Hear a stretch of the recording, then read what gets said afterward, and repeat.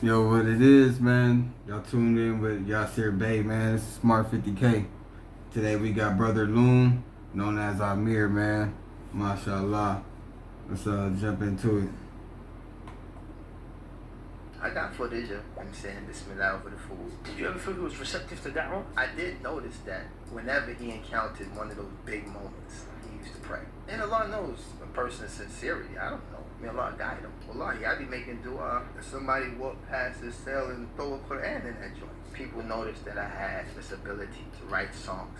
So I started off as a ghostwriter. I wrote some of the biggest records in bad boy history.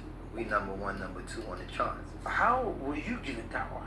Me? Yeah. I wasn't looking for it, son. I kept getting exposed to Muslims. I went to Senegal to be long. Let's just say that. Somebody pointed out, yeah, these are like the first slave houses. It was just so much to process. He said, but 6 million never left the soil. They fought and they died right here. So I'm like, they must have been some real ninjas. Like, nah, they were Muslim. He said they would not submit to no one other than Allah. I've never heard a story in my upbringing about someone who was willing to die for God. In that very moment, something changed.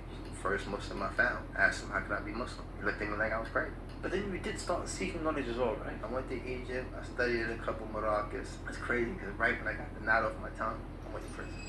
Breaking news just in. Muslim entrepreneurs from all over the world are flying in to join this gang. The suspects are driving Lamborghinis and Ferraris, plotting their next $100 million business. Hustling. MashaAllah. You know, and to this day, my mom's been clean. Allah. From that moment to this day, and from that moment, I stopped indulging in things. This is the first abstinence before accepting Islam. Is that I made a conscious choice to say, look, we don't need to gamble anymore. You know, and that's kind of when I fell into the music business. Okay. And what year is this? This is around, I would say, 96. 96. Yeah, it's around 96, 95, something like that.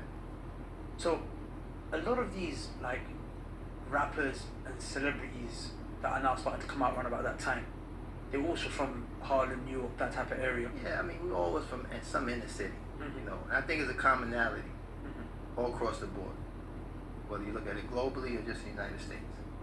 But on the East Coast, New York City, there's a specific type of rooted culture that comes from, you know, generations that preceded.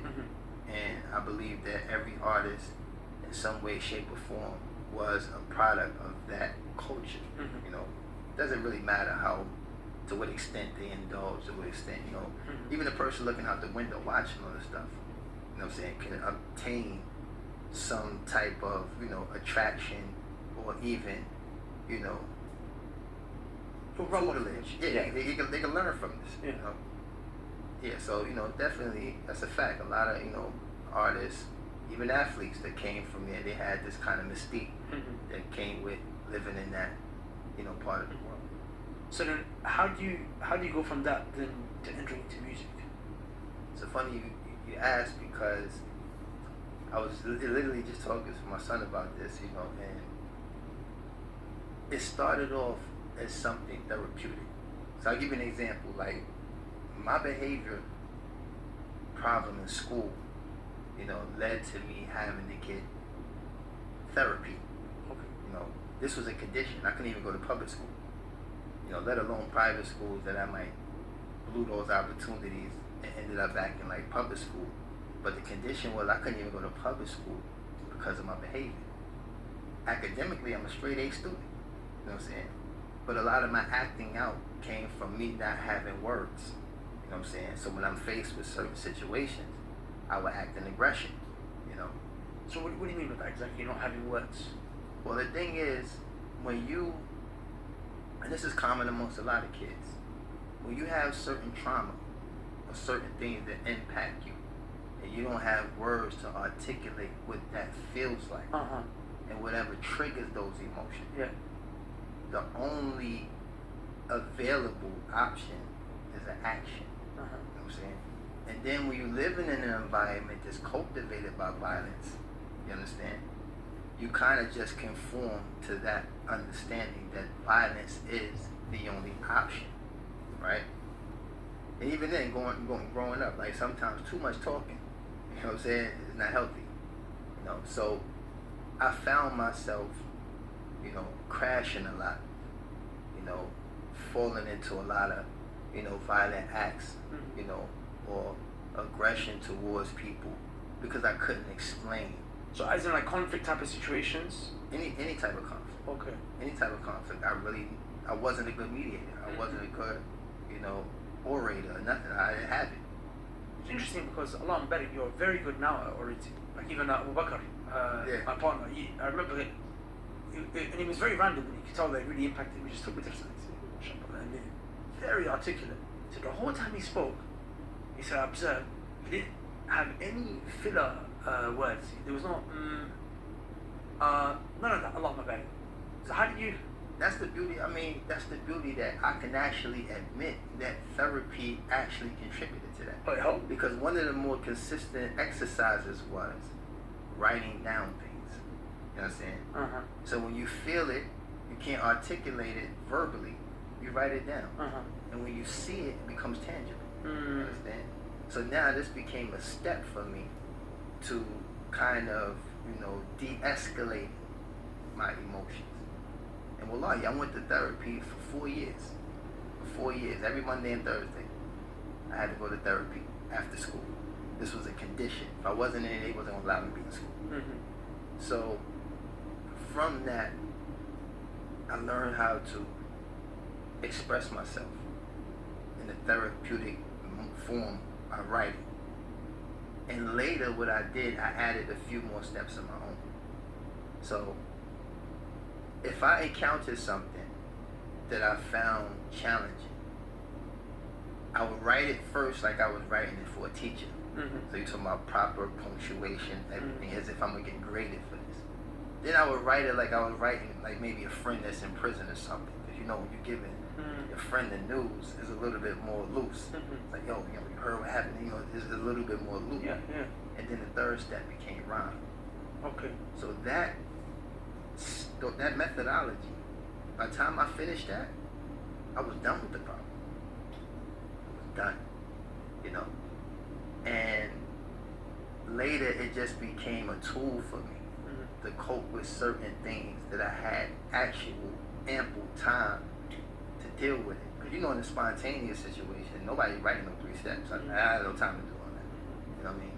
But if I had actual time to ponder, I would take this methodology, these steps, and I would use it to help cope with certain things.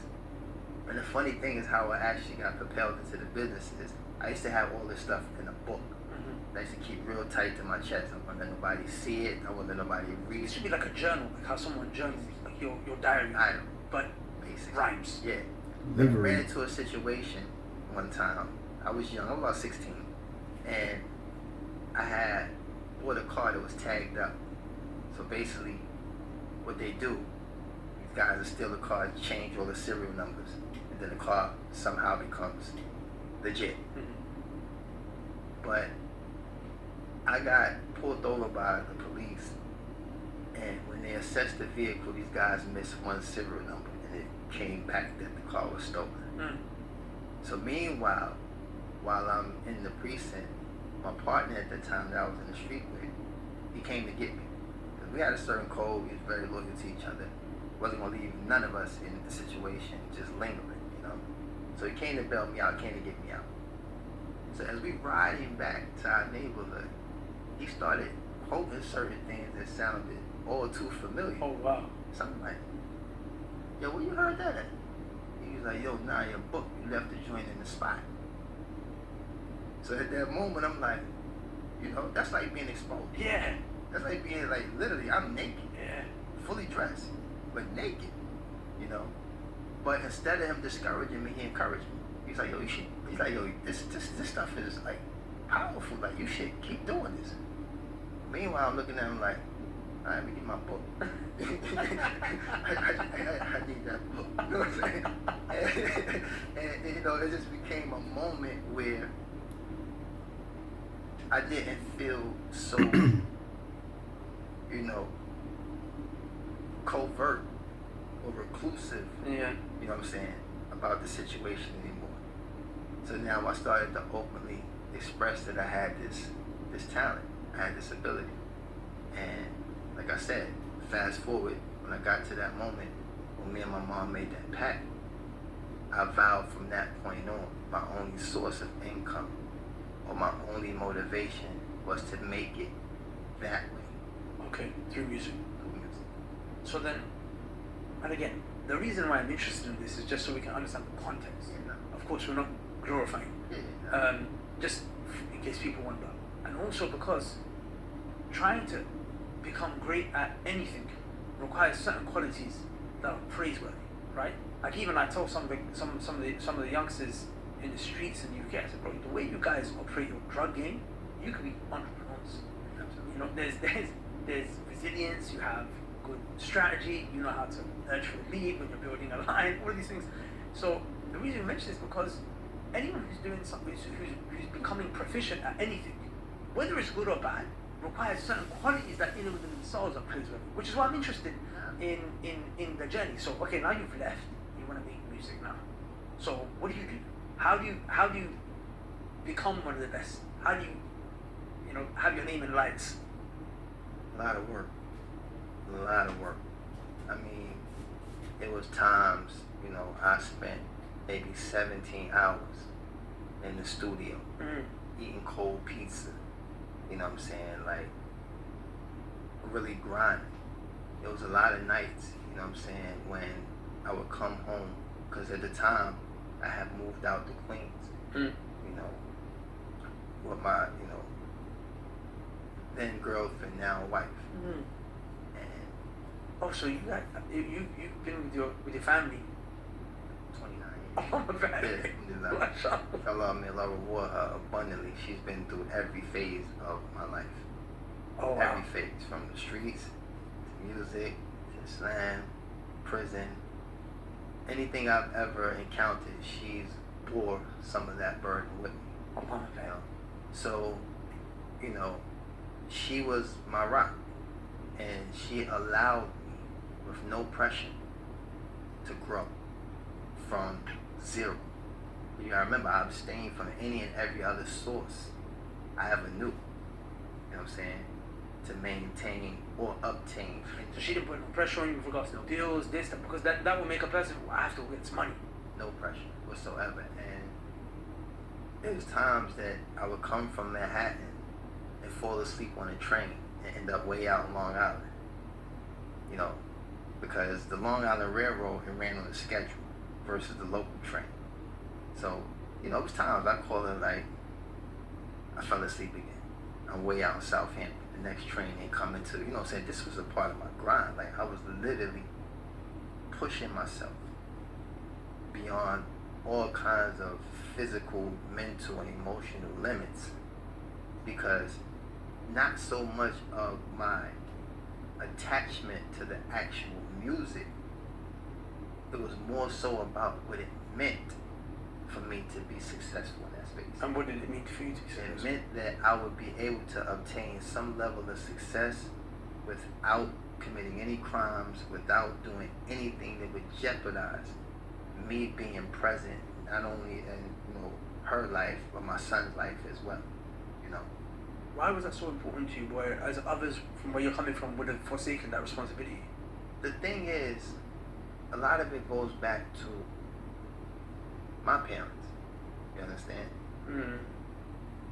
And the type of person I was, and because I was fortunate to know what love is, I was fortunate to know what it is to have people in your corner.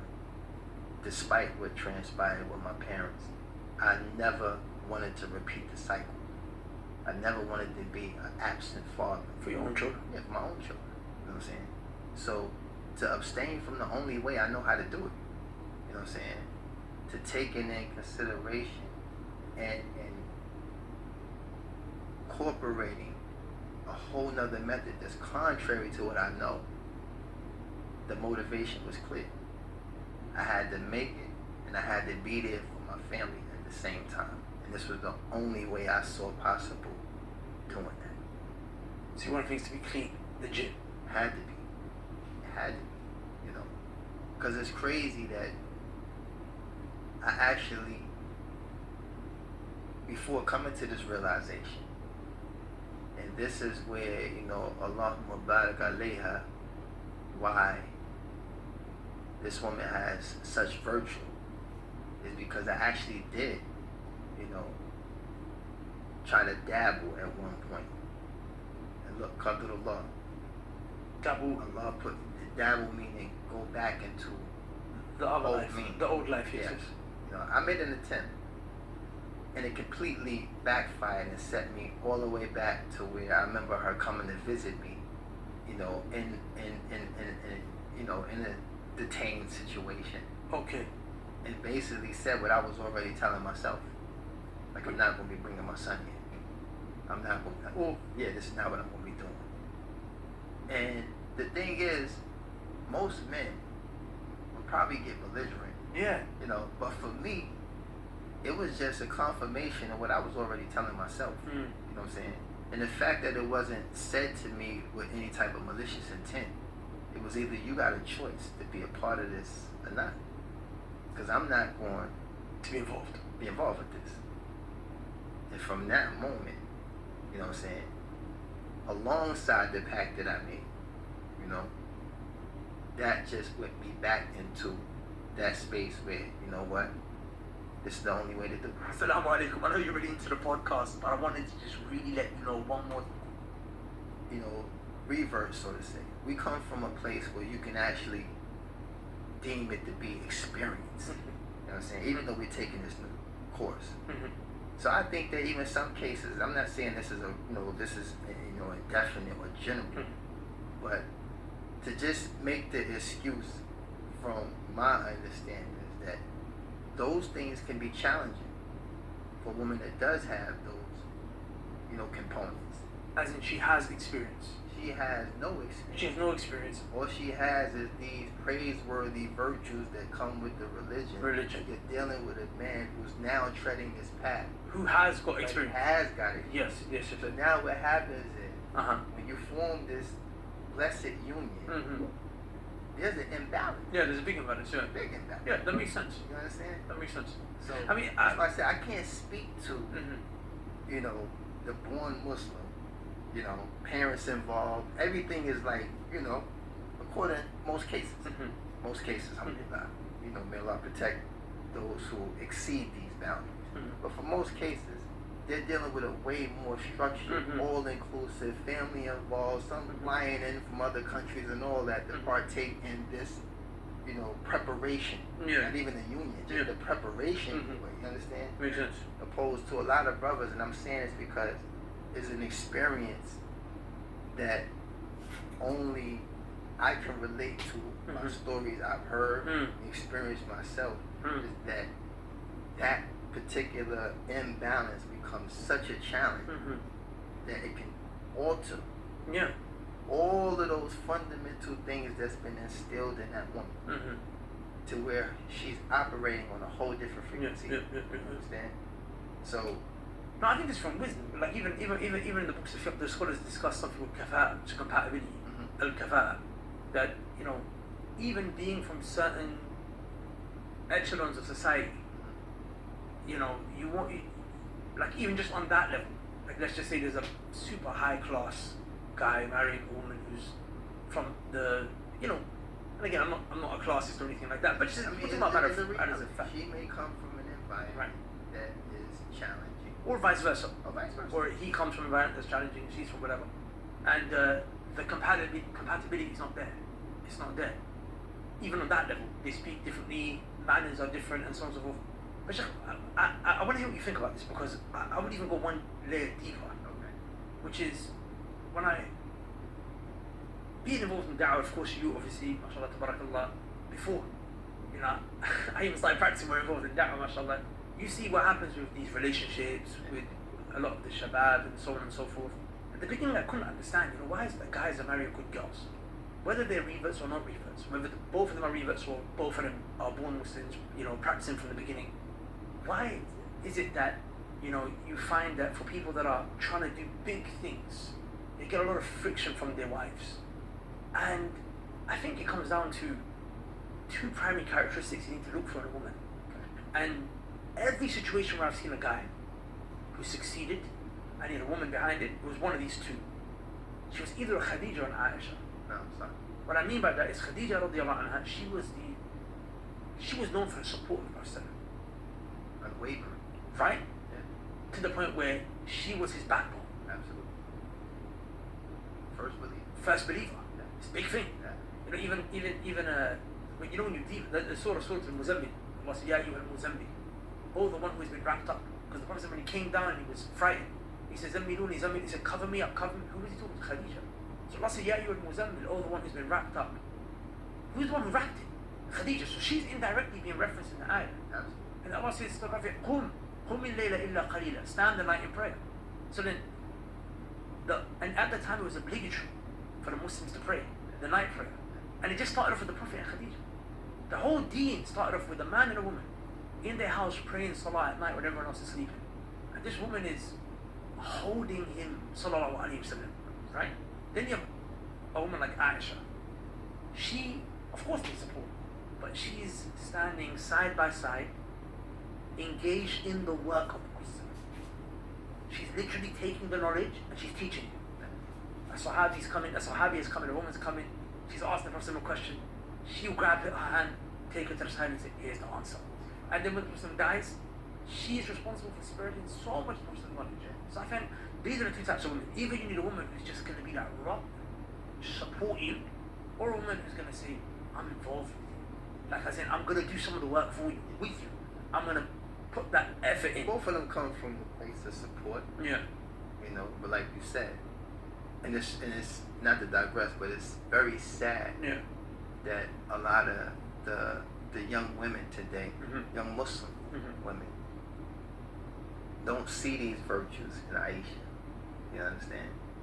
They look more towards stories being told of her jealousy of the Prophet Yeah. himself, Sallallahu Alaihi Wasallam. you know, or her, inability to cope with certain things that challenged her heart. In a polygamous relationship. When it came to Yeah. the Prophet Sallallahu Alaihi Wasallam. So, that's an amazing point to understand that the support still takes precedent. Mm-hmm. So no matter what you derive Mm-hmm. from the characteristics of Khadija radiallahu anha or Aisha radiallahu anha, Mhm. right? You have to hone in and accept Mm-hmm. wholeheartedly that their main primary role and objective was to aid and support the Prophet Sallallahu sallallahu Alaihi alaihi wasallam. Yeah.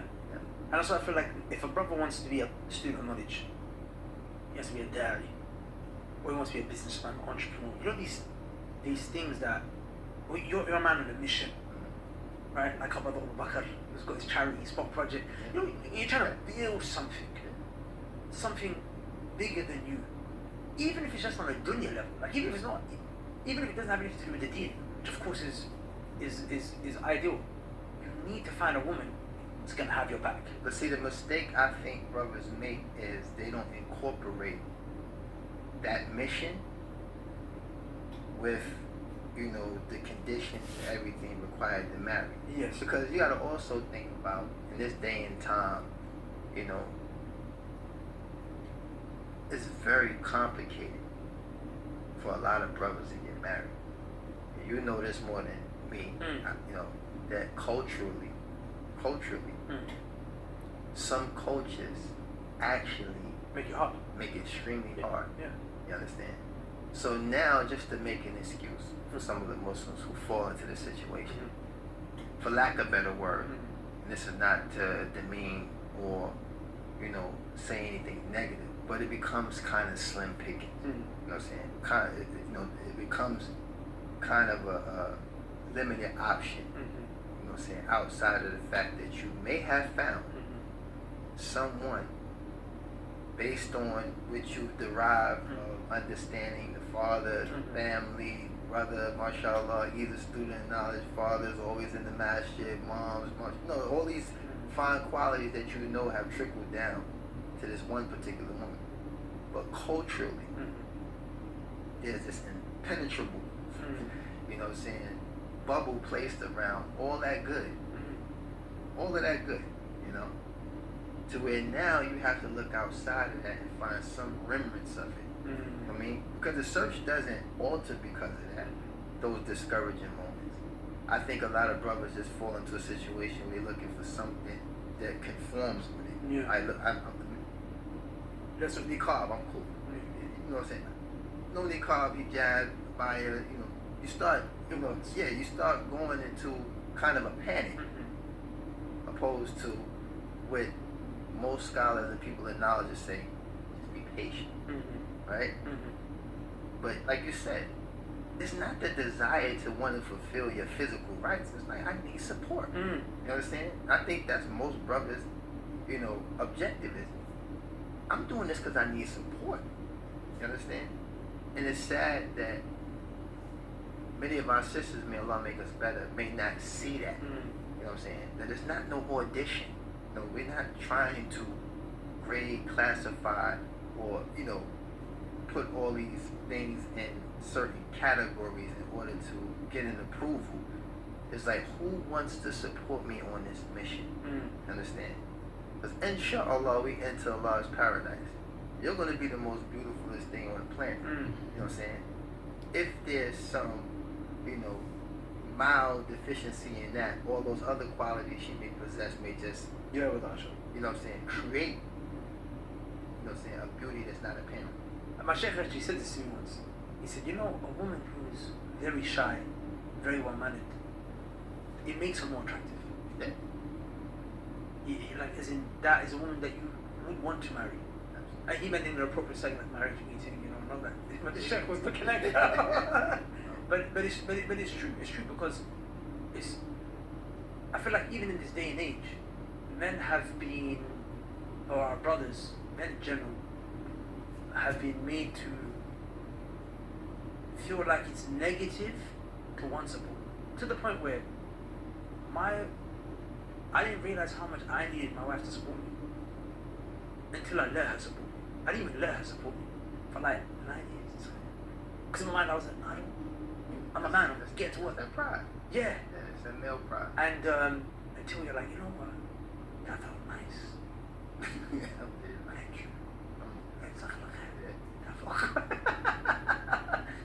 But I think if we acknowledge that and accept that as men, then maybe we might try to seek it. Fella. So if he even spit the wrong way or whatever, when he was going back to prison. So his thing was, I'm late for sessions, I'm not showing up to things on time because, I got other things going on. This is before like another job or... Well, I'm in the street. You know what I'm saying? Okay. This is before my pack. Yeah. Oh, before the pack. Yeah, Okay. before the Okay. pack, Okay. You know what I'm saying? Because I immediately, like I said, started pushing forward, but I still was, Yeah. in the ground.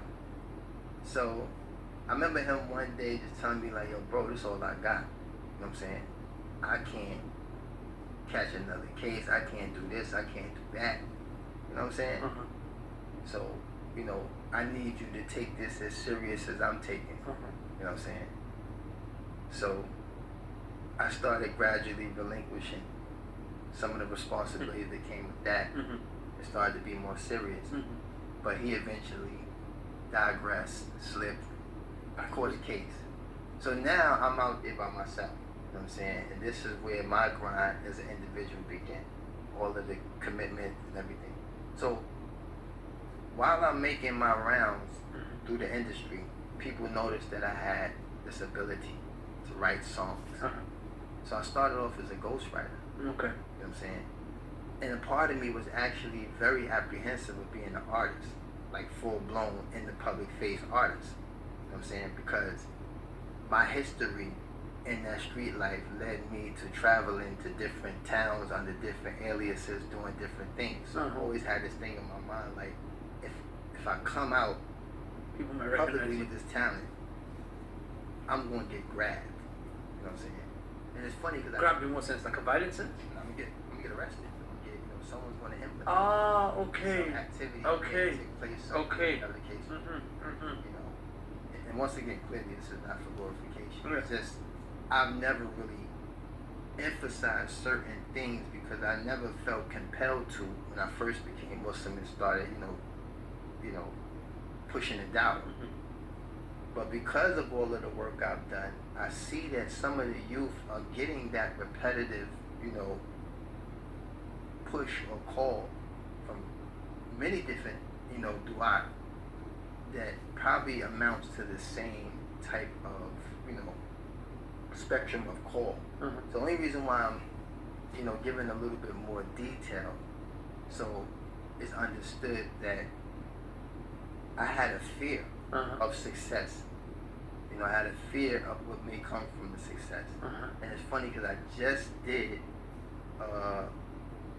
my part in Shaquille O'Neal's book, because he was the first person I ever wrote a song for. You know what I'm saying? I was ghostwriting for other artists. Is this before he was in the NBA?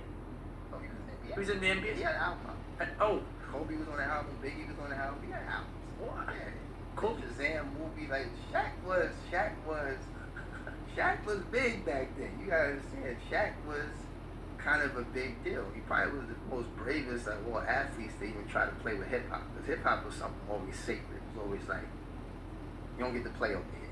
So was it even Kobe Bryant? He street music? He wrote a, yeah, Kobe had a verse on a Shaq album. Look. So, you know, this was the first fruit I tasted from the labor of all of those. So at the time, Shaquille O'Neal was in the NBA. In the NBA, playing for the Orlando Magics at the time. Okay. Yeah. So from where you're coming from, this is a big deal. Big deal. 7'1" big deal. Yeah.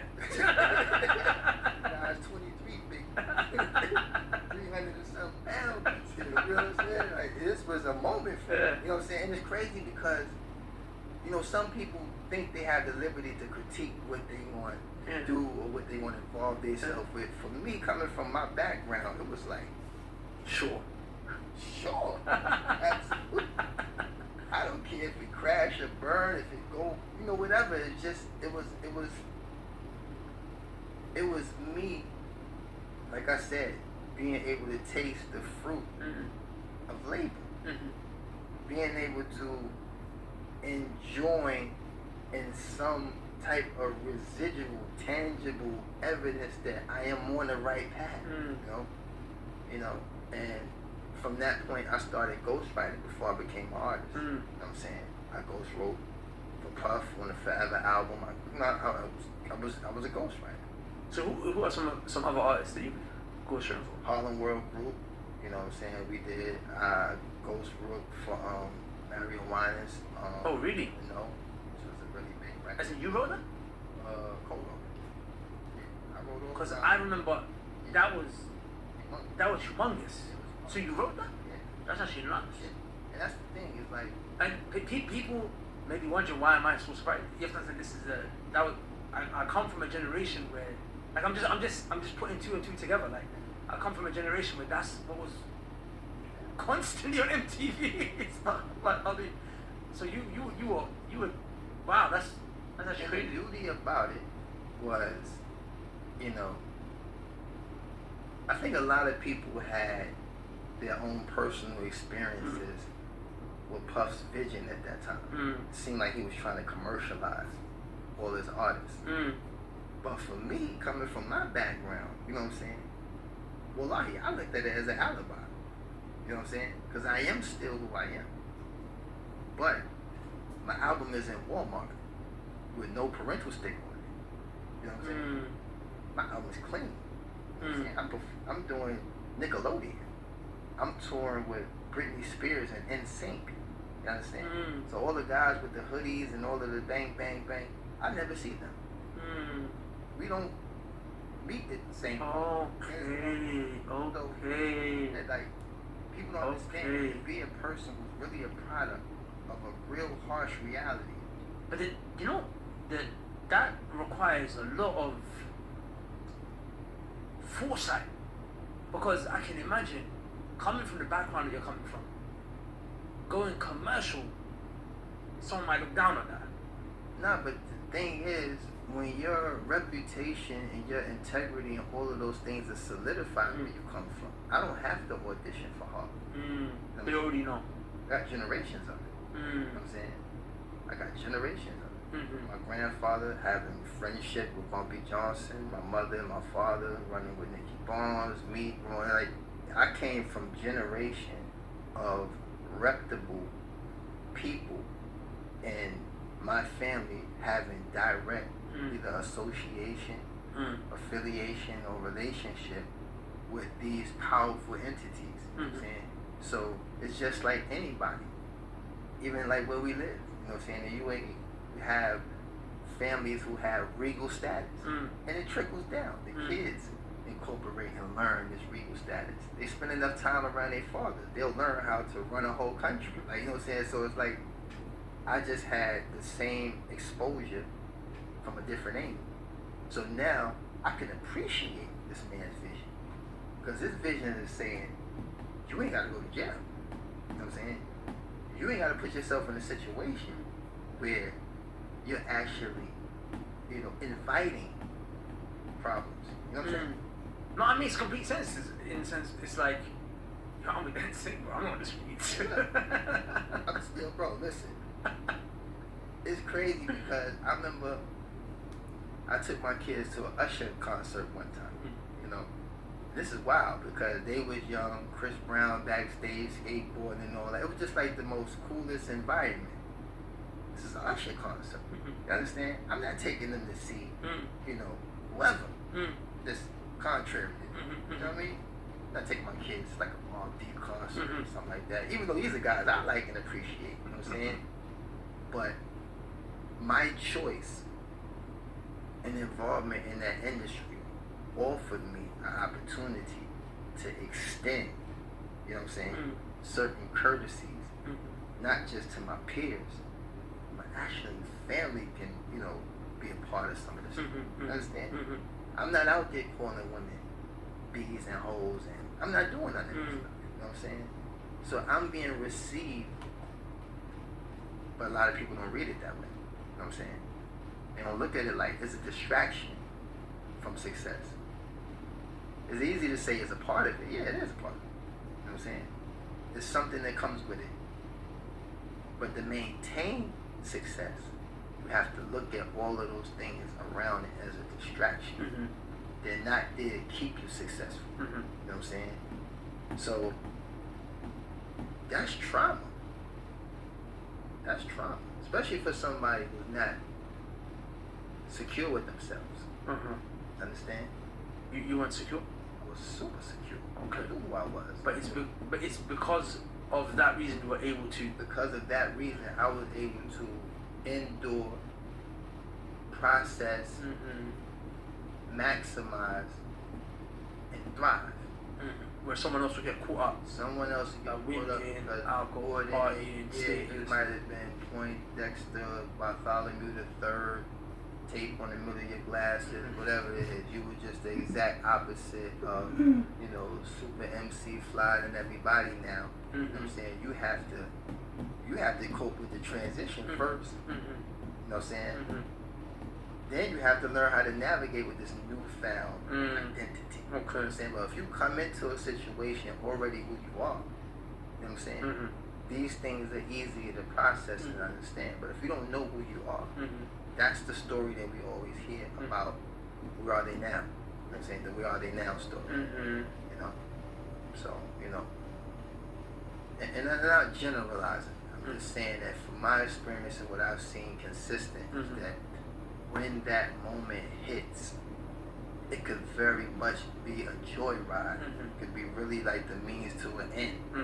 Or it could be a means to growing and continuously evolving as a person, as an artist, as whatever else, you know what I'm saying? But, for me, I was comfortable in my skin. I knew who I was. I knew my background. I knew the people who, helped shape my life. They were included in my motivation. I didn't need to, outsource and find an identity that I can morph into and forget about who I was. Some people want to erase their past. Somebody just, I want to be this guy. I want to be him. He had no fun. Man, people were in pocket every day, take his lunch money. You know what I'm saying? So you're saying it's an act? I mean, it's entertainment. It's entertainment. Okay. Because you gotta look at how it's received. You know what I'm saying? It's funny, I was having this conversation also with my son. It's like, what we put out there is how you receive. You know what I'm saying? You don't have time to give everybody else a detailed, in-depth depiction of who you are. What you put out there is who you are. Right? So, like me and you talked before, your humble beginnings, like you said, when you started practicing, your zeal and love for the dawah, you know what I'm saying, made you take a crack at it. Yep. From just aligning yourself with your effort and putting the banner on it. You know what I'm saying?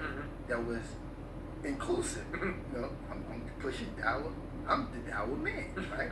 But then alhamdulillah, like I told you, you know what I'm saying? I told you, like, you know, I wasn't around for it. I was in prison. I don't know nothing. I know him wrong. That's what I meant. You know what I'm saying? It's good. It's good. Yeah. It's good. You know, what I seen is Allah gave you another opportunity to go about it a whole nother. Founder and co-CEO of Paid Meals, and I would like to introduce and offer you an opportunity to attend the Al. Said this to me. That was like the lowest point. It's just like, it's almost at the brink of just saying, just stop. This guy happened to be leaning up on that side of the property where the oppressors live, and I seen him, and he looked like somebody I could relate to. So I asked him, I said, you know, like, what really happened here? And he's like, you know, just wait till I take you. And he was from Senegal, like a native? Okay. This was his home. Okay. Those houses became residencies for locals. So, one second, so you just looked at him and thought, Allah put them in. okay, I can just relate to this. Yeah, Allah put them in. Okay. This guy had like a white button up shirt. Like I said, he looked like a car driver, limo driver or something. He looked like somebody can explain that pain. Yeah. You know what I'm saying? This guy here looked like he was a product of it. You know what I'm saying? Okay. He was someone who had direct Descendants, okay. connected to that. Okay. So he took me and showed me everything. Yeah, this is where they used to put the men, they put the women here, they put the children here, they used to do this, and that. They used to fatten them up so they would be like 20, you know, I think he said 26 kilos, so they'd be having enough weight to take the 6 month or the 3 month trip across over the Atlantic. When he was telling me this, you know what I'm saying, it was just so much to process. You know what I'm saying? But he got to a pivotal point where he kind of remedied all of the things and emotions I was gathering from just the atrocities. He actually showed me an area where it was like a storage, looked like a storage spot in a house. You know how like a small opening and then it kind of goes into a slant all the way to the back? Yeah. That was what was considered today solitary confinement. So they were stuffing guys in there, boiling them up with one and sitting there, you know what I'm saying? And I did collectively a little over a year in solitary confinement. So I'm looking at that at the time, never having the experience of what that entails. You know what I'm saying? So he showed me all that. So yeah, the one that was rebellious, you know, they used to put him in here and this and that. So he's explaining the whole system that they put in place. And he said, here, see that's the door, no return. So you just see light at a door.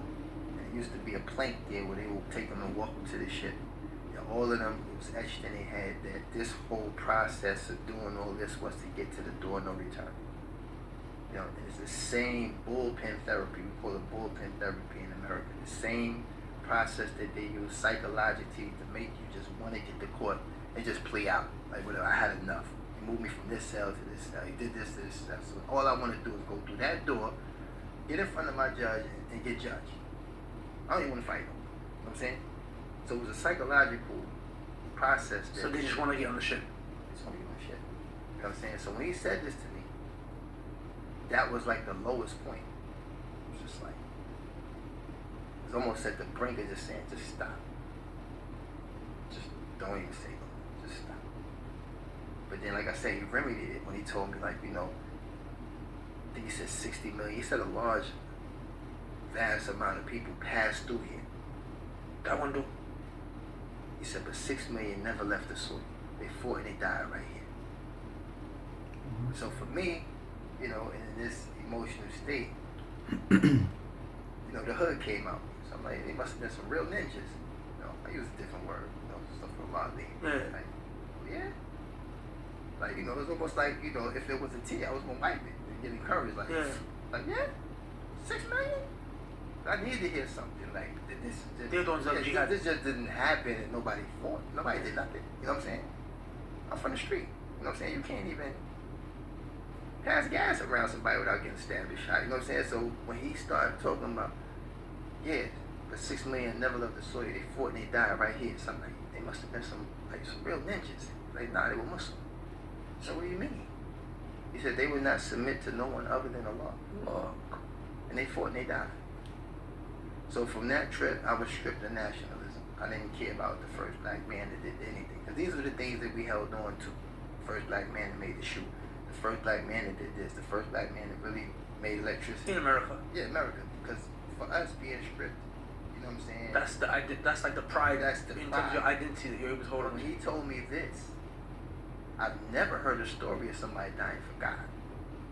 Oh wow. It was always about this. Dying because of the color of your skin. Fighting because of the color of your skin. Rebelling because of the color of your skin. Enduring because of the color of your skin. I've never heard a story in my upbringing about someone who was willing to die for God. Wow. Even through my Christian background, I've never heard a single Christian ready to die. You know what I'm saying? Never wanted to, you know, have their bodies put on that cross. I ain't never heard that. That level of integrity and strength Yeah. from no one. So when he said that to me, game changer. So now fast forward, my second experience was in Kazakhstan. You know, me and Mario Wines went out there. We was a guest, you know, president and all this type of stuff. We got the royal treatment and red carpet treatment and so on and so forth. So on the last day of the show, I remember just chilling backstage, smoking, and I asked him, you know, the host, like, let me ask you a question. Like, you know, when you see somebody, how you say what's up? But, you know, I wanted to pick up a little language. Yeah. He said, Salam alaikum. That's what they said there in Senegal. No, that's what the Muslims say, period. Okay. Even the ones I'm exposed to in America. Okay. You know, we got West Africans, we got Yemenis, we got Pakistanis. I didn't even know they had descendants of Mongolians.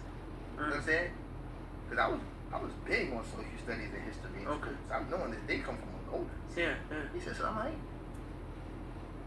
I'm expecting a whole other language. Mm-hmm. Got my ears ready and everything. Like, say it one time so in case I see another Mongolian, I know what to say. I said, so from that point, it's like, whoa.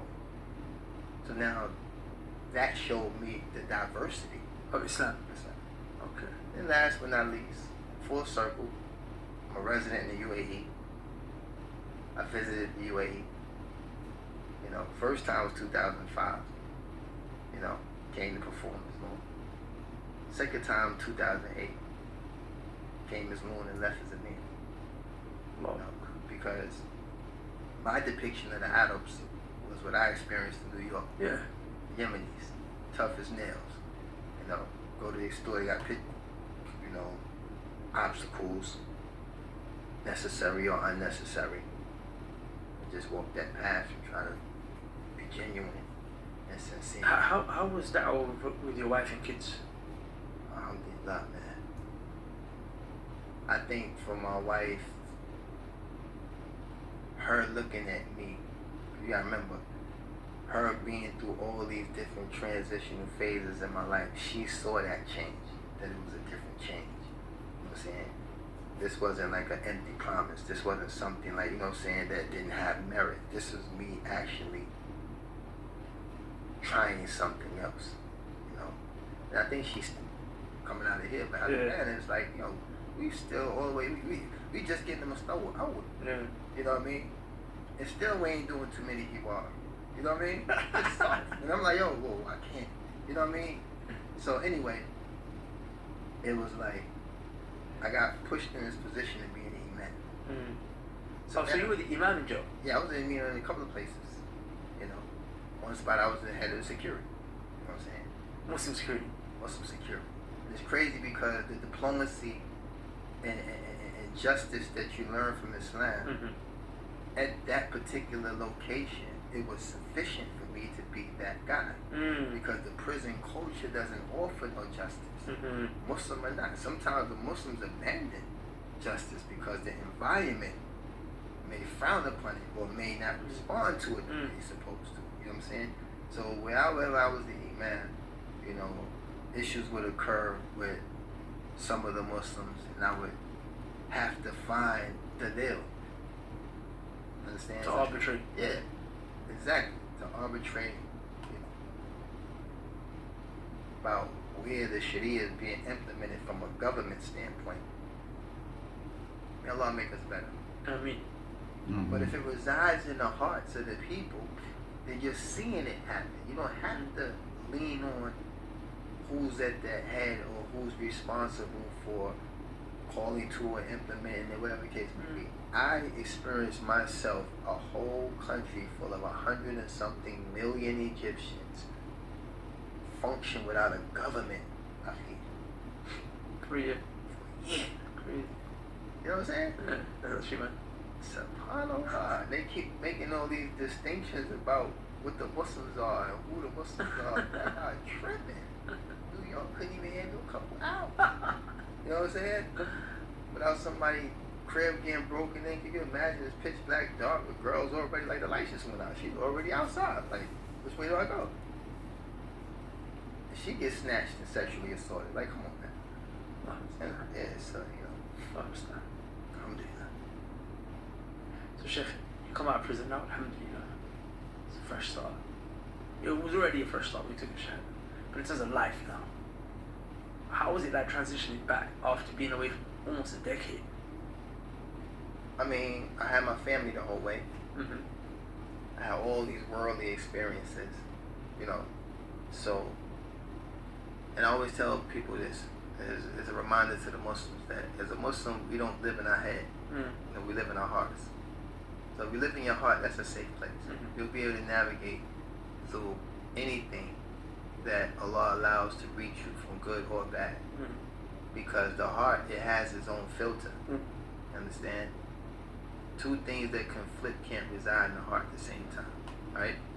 I mean,